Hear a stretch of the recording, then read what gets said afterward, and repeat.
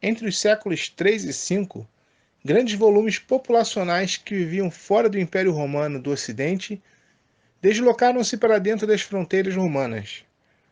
Tais movimentos ficaram conhecidos como invasões bárbaras.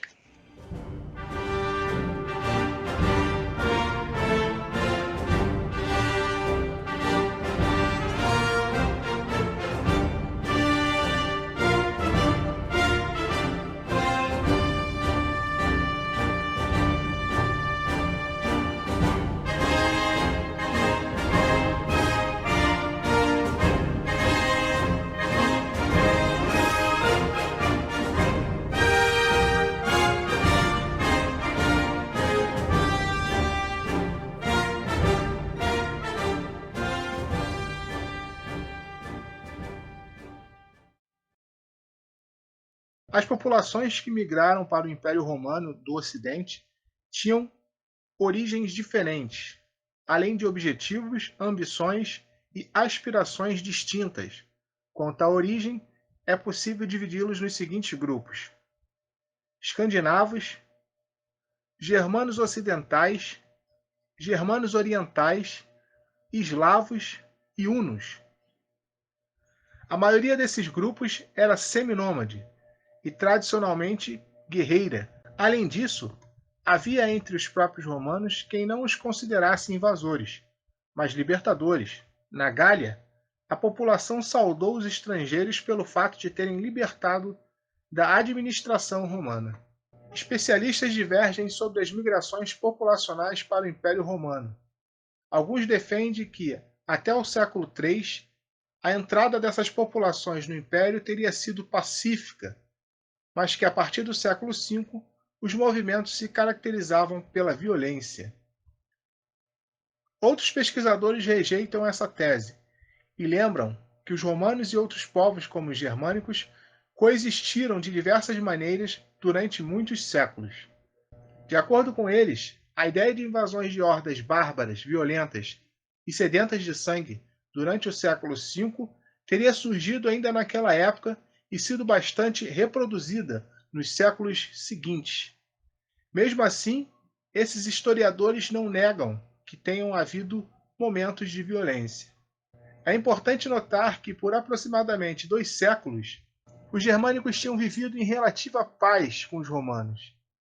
Nesse período, houve intercâmbio cultural e assimilação de costumes e tradições de ambas as partes. Um exemplo dessa mescla cultural é o fato de que parte da população germânica adotou a religião cristã. No entanto, a sociedade romana se mostrou menos receptível e manifestava até certo desdém das tradições e culturas dos povos germânicos, referindo-se a eles como bárbaros. Nas regiões mais distantes de Roma, havia trocas comerciais e culturais entre as populações romanas e os estrangeiros. Desde o século II, germânicos já serviam nas tropas do exército imperial, de tal modo que, no começo do século V, o exército romano era composto de 30 a 40% de germânicos. A partir do século IV e durante o século V, visigodos, ostrogodos, burgúndios, além de exércitos compostos de vários outros povos, foram sendo fixados em territórios romanos. Estima-se que no século V, dezenas de milhares de pessoas de cada grupo tenham cruzado as fronteiras e se deslocado ao longo do império. A elas foram oferecidas terras como resultado de acordos entre líderes e autoridades romanas. A existência de leis que permitiam esse tipo de negociação mostra que a própria legislação romana já aceitava esses povos como parte integrante do Império Romano. Nessas terras, os recém-chegados tinham liberdade para preservar seus costumes, organização social e política. Em troca, eles forneciam proteção militar ao Império. Quanto aos germânicos, bem antes do final do século V, eles já haviam adotado vários costumes romanos. Por muito tempo, o Império Romano do Ocidente manteve a unidade cultural. Aristocratas realizaram os mesmos rituais sociais e partilharam as mesmas ideias. Em consequência da crescente convivência, porém, eles se tornaram mais tolerantes com os estrangeiros que decidiam se instalar em terras romanas. Enquanto essas trocas aconteciam, o centro do império deslocou-se do Ocidente para o Oriente, para as cidades gregas da Ásia Menor. Com essa mudança, a cultura romana foi influenciada tanto pela arte grega quanto pela arte e religião mesopotâmica. Ao mesmo tempo que ocorriam trocas, alguns aspectos da cultura romana foram desaparecendo, como as arenas e os anfiteatros, usados para circos e jogos. Outro estado criado pelos visigodos foi o estado de Toledo, no centro-norte do que hoje é a Espanha. Com a conversão do rei visigodo Recaredo ao cristianismo, em 587, a unidade política começou a basear-se na unidade religiosa. O rei então passou a ser visto como instrumento da realização da vontade divina. A monarquia de Toledo destacou-se pelo estímulo à vida intelectual. Foram criadas, nesse estado, algumas das instituições típicas da Idade Média. A consagração em 638, a unção em 672, ambas cerimônias religiosas que reforçavam o poder real. Surgia assim um novo rito político-religioso, que transformava o rei em uma figura sagrada. Esse estado durou até a invasão islâmica, liderada por Tariq em 711.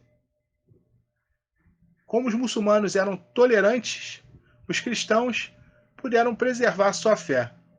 No decorrer do tempo, esses cristãos passaram a viver entre as duas religiões, a cristã e a muçulmana, sendo chamados de moço-árabes. Em 476, uma tribo germânica liderada pelo rei Odoacro apossou-se de Roma e destronou o imperador Rômulo Augusto.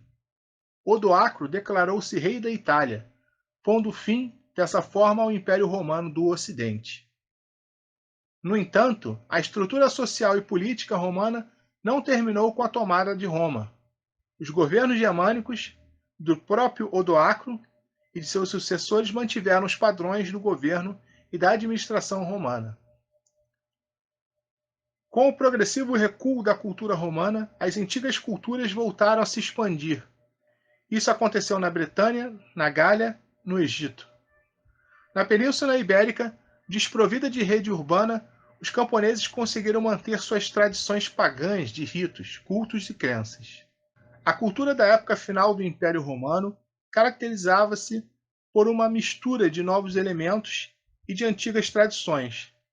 A sociedade romana havia se tornado tolerante, compreensiva e culturalmente rica. As famílias mais abastadas continuavam com seu estilo de vida e as pequenas cidades ganhavam importância. O elemento de continuidade mais significativa foi a Igreja Cristã, que passou por todo o período de transição do Império Romano e chegou até a Idade Média. Isso não significa que a Igreja não tenha passado por transformações. Passou-se também a valorizar as expressões artísticas locais. Essa nova maneira de encarar a arte fomentou a rivalidade entre os homens ricos de cada cidade. Eles financiavam construções como aquedutos, estátuas, mosaicos, tapeçarias orientais, além de estimular a ciência, os talentos e a religião. O latim vulgar foi sendo difundido, o que causou o recuo das línguas locais e possibilitou, séculos mais tarde, o surgimento dos idiomas português, espanhol, italiano e francês. Os pesquisadores que defendem a ideia de fim do Império Romano lembram que, nas áreas dominadas pelos germânicos, como a província romana da Germânia, as vilas foram abandonadas. No começo do século V, em certas regiões, os camponeses haviam desocupado suas terras e se unido aos germânicos. Outros estudiosos afirmam que o fim político do Império Romano do Ocidente aconteceu somente no século VII, com as invasões árabes. Antes disso, apenas as instituições imperiais mais frágeis teriam desaparecido.